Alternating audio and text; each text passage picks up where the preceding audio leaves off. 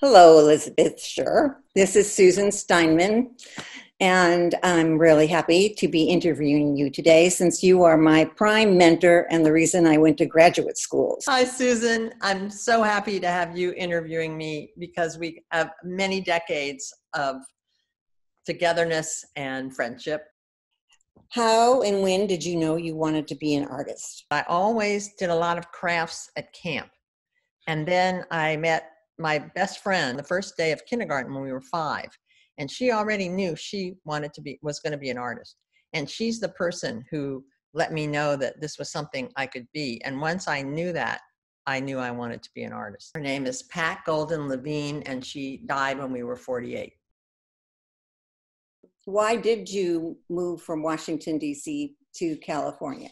We both went to college in the East, different colleges, and we didn't like them. And so as juniors, we had both been to California with our families on a vacation, and we decided that was the place for us. Originally, we were going to go to UCLA, where they had commercial art, but we really didn't like LA as much as we liked the Bay Area. So we came to Cal as juniors in fine art. And what year was that? 1962. It was a very weird and sexist place, but Elmer Bischoff came to teach, and he became one of my important mentors. I still live by most of what he told the students, including me, to find your quirkiest aspect of your work and stick with that and make it strong. That technique, for the sake of technique, is meaningless. Surprise yourself and work intuitively, and then step back and make decisions. That's how I was taught, and that's still how I make my art. You've been my teacher, and that is the way you teach. A wonderful teacher that I had for a semester in grad school at Cal was David Hockney, and he was teaching a seminar. It was when he first came to LA, and he would come up to teach this with his blonde hair and his red linen suits and his big glasses. So jealous, very jealous. He, of course, became famous right out of grad school with the Rake's Progress series. So he wasn't bitter, and he, was just a great guy. But he said, find your mentors in art, find the artists from the past. And he said, look everywhere. Don't just look for people whose art look like yours. Look around and see who you can find that you connect with or who you hate. And that will be a good person for you to look at really hard if you hate them. And that was fabulous advice that I've also lived by. There were no women teaching when I was there. Someone had taught before I came, and Joan Brown came after I left. I had no women mentors. I'm part of a group of women my age who kind of invented everything ourselves. I also went to grad school at Cal. And after that, pretty soon I got married. And pretty soon after that, I had a daughter. And I was very busy teaching, making art, being a mother, and being a wife. I had no time to participate in all the things that were going on in LA and Fresno. I was busy trying to do it all. I was pretty isolated, and I couldn't go out with my colleagues after work. I really was just running, and it was very lonely. What kept you going? Making art. Making art. So who were the women who were your peers, and how did they influence your work? Jeannie O'Connor started a women's discussion group. It was a critique group, and you could either have people look at your work, or you could bring an article to talk about. There were women in the Women's Caucus that I met that were very supportive. When I started teaching at CCAC at the time, it was a very sexist place. So we started the Ladies Auxiliary, and we met once a month at Bella Feldman's house. We really needed to support each other. They wanted to do anything to make our lives miserable and even try to get rid of us. When were you on the faculty of California College of the Arts? When did that start? I started at CCH because Marie Maurilius got sick and they needed a replacement to teach drawing. And that's when I started in 1979. I retired from there after 34 years. And I taught 6 years at other places before that, college. So 40 years. How did you begin to make films? I had a colleague where I was teaching at the Academy of Art, and he was doing a lot of video and encouraging me. Painting was dead, all this stuff. And I had some bad experiences with some galleries, and I hated the hierarchical nature of it anyway. You had to beg, and they step on your art. I found it distracting. I like literally they step on your. Yes, I love making art. I loved art and artists, but I hated the art world. It was a different time. To get a color card for a show was like a major achievement, whereas later my students would get them all the time for their 1-week senior show. My son was not interested in being toilet trained, and someone sent me a book called How to Toilet Train Your Child in Less Than a Day, the Behavior Modification System. And I thought it was very militaristic. So I thought I would make a film, a training film. And I made friends with a sailor in San Diego on the phone, and he sent me training films. And I set up a projector in my drawing class, and we all watched training films. And they had, the woman that's like lying down like a mountain to figure out hills and valleys, and 3 lights, 3 shadows. And so I went to the head of the film department, David Heinz, and asked him if I could use the equipment. And he said, well, you don't know how, but if you make it sound like a funny film, and some students will help you. So they came over, and I had my neighbor who was toilet trained so she wouldn't be traumatized, and a nurse to play her mother. And we were in the kitchen all set up, and the guys show up and they said, here's the equipment, we gotta go.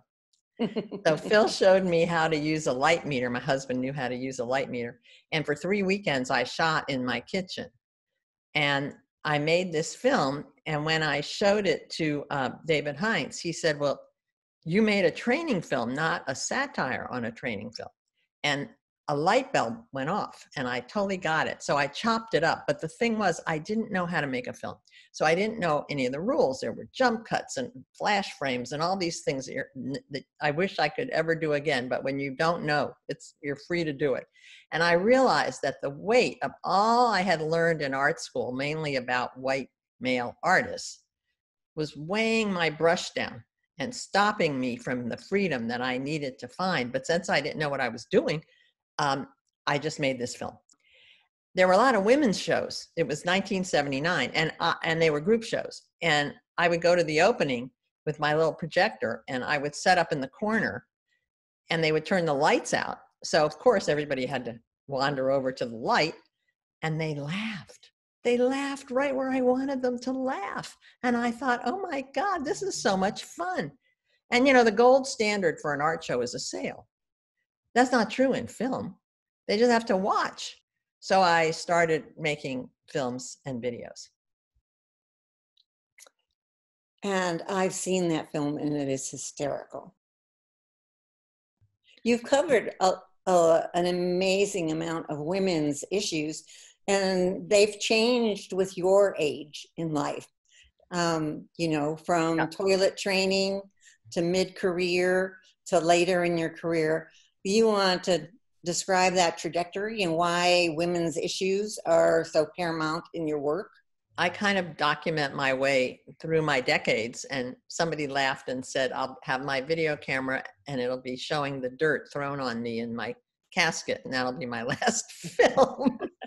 Right now, I've been celebrating some older women who are so inspiring, older than me, in their 80s and 90s, who are still making amazing work. And the other thing is, I haven't just tried to find the most famous artists. I found wonderful artists who are working and have careers, and I want documents about those women. I also made a film about a really wonderful art collector and very famous criminal defense attorney named Penny Cooper, because she's an amazing woman as well. And I wanted there to be a document about her. Even in your most serious work, there's a touch of humor. Do you want to discuss how important humor is to you personally and in your work? Well, not everything I do is funny, but humor comes quite naturally to me, and I kind of see the humor in things. I just can't help it. I think laughter is wonderful medicine and really important to me. What artists do you admire, and do they influence your work? Well, there are several artists that are very important to me. Unfortunately, in my schooling, I didn't learn of any of the wonderful artists, women artists, painters from the past. But since then, I have really appreciated them as well.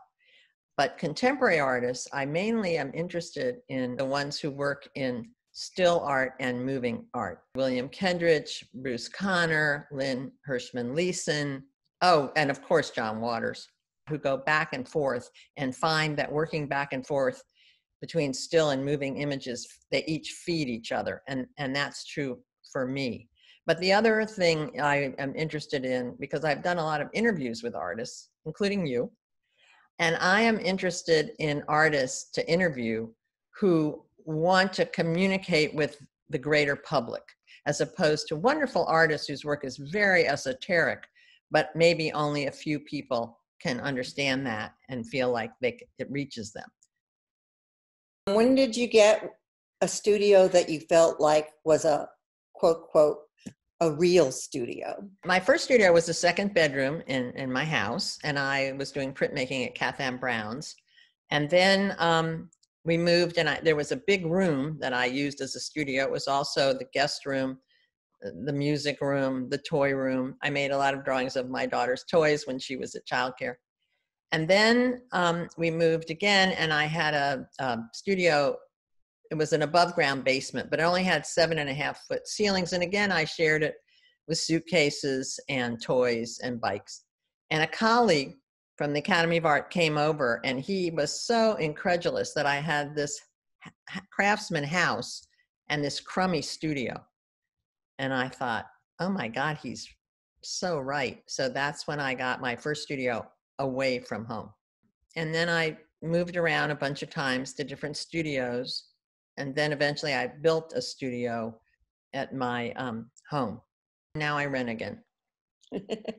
And now you also live part-time in the country on the Russian River. You want to talk about how that influences you?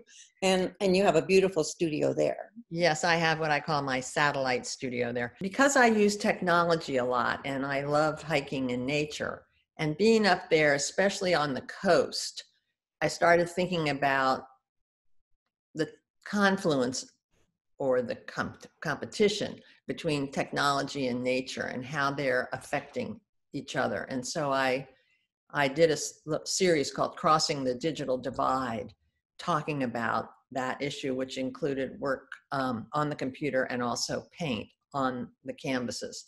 So it's very peaceful there, and especially with COVID-19, everything is slowed way down. And it's simpler. So it's kind of like an artist residency for me. And I want to go back a moment and say that in 2008, I went to my first artist residency. Yeah, I'm glad you're bringing up the residencies. Again, I couldn't do it earlier because my video equipment was so big. And also I had kids, and also I taught in the summer. That's where I taught you first. And I couldn't go, but now I could go. And I decided to pick places where I hadn't been, where my husband and I could travel at the end when he would come over, and that were near a city but not in a city, so I wouldn't be distracted. And the first place I went was New Zealand. I was in heaven. I just get up, stoke the wooden stove, and make art all day. And I had no one to think of but myself. So for the next decade, I went to a residency out of the country every 2 years. And most of my art over this past decade has been based on small works that I started there. And then when I come back to my open studio, they would evolve and become more finished works, although I generally also exhibited the drawings and things I did there because they were art too. Is there anything in your art life that you haven't done that you still want to do? Well, I hope I keep making art. I mean, that's what I do. So I don't know what I'm going to do next. And one of the things is my art doesn't all look the same. I mean, it's all based on the same process. I like to think of it like when a singer does different albums, they do different things. Linda Ronstadt, she's made all different kinds, Mexican and jazz and, old standards. And so I sort of make my art like that. As far as things that can't happen, if you have backing, there's lots of things that I would do. But I can't afford to do those things. You can multitask and you can do things, you know, on a lower budget than other people would demand, and still come out with a excellent piece of work. Whatever you get in terms of accolades, it's never enough. Never enough. You always want, but what if I got that? But what if I got that? I didn't get that. So you can't really think that way. I made a film very early on menopause. Why? Because I was in perimenopause, which didn't have a name. And so I started asking everybody I knew what was happening with them. And at night I'd be throwing the covers off and then get freezing and then pull the covers back on again. And I'd wake up in the morning and my hair would be all frizzy and damp. I thought, well, this is really great. I'll interview everybody and then I'll get a big grant and then I'll go back and do it again. Only I didn't get a big grant. So I just made the film. And sometimes interviewing people without a crew or just a small crew of a, you know, it makes people more comfortable. If I need it to look really beautiful, I bring a cinematographer. I'm not a cinematographer. I know you make beautiful little artist books. How did you get started doing that? I had a grant from CCAC for a summer program to learn about digital printmaking and non-toxic printmaking. And I realized I could make a book. And what I like about making books, and I made about 25, is you can design the packaging to fit the concept. And that is really fun for me.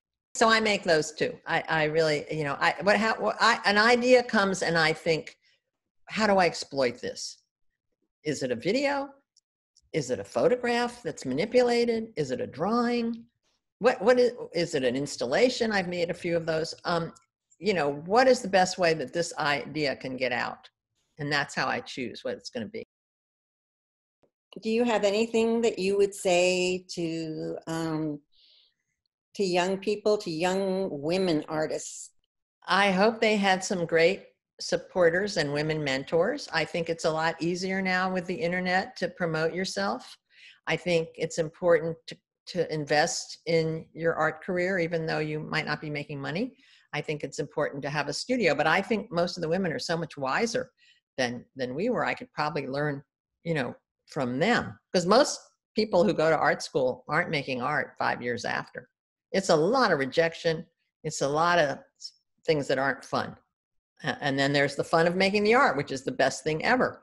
So I think if you're supposed to be an artist or a poet or an actor, you know, or a dancer, you don't have a choice. What is your deepest interest at the moment now? Well, I'm going to have a show in an artist-run gallery called Mercury 20 in Oakland. This show is called Surreality, which is, I feel like, where we are. And most of the work was made during the time I was up at the river. There's one series called Graphing an Uncertain Future, where I was obsessively making X's and O's on graph paper, which I guess is sort of like John Lennon, you know, it's important time for love. Mm-hmm. And the other series is called Smoke Screens. It's images that have developed from shooting photography through a screen window. And those are kind of a metaphor for the news that we've been getting, the way we're screened off from everything, the smoke that's from the fires that have ravaged so much of Northern California and Southern California. So all those things I was thinking about in making these pieces, which are on metal. I think it's a great time to be an artist. I think everybody can make art, everybody can take photographs, everybody can edit video, and I think it helps all boats rise.